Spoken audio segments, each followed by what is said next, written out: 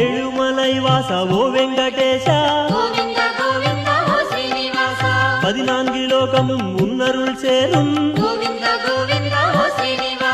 மலை மீது இருக்கின்ற நிலையான தெய்வம்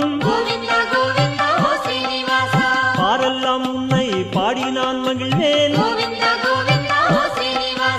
அலர்மேல் மங்கம் அன்பு மணாளா விண்ணையும் மண்ணையும் அளந்த பெருமாளே கோரிக்கை தீர்த்திடும் எங்கள் பங்காளா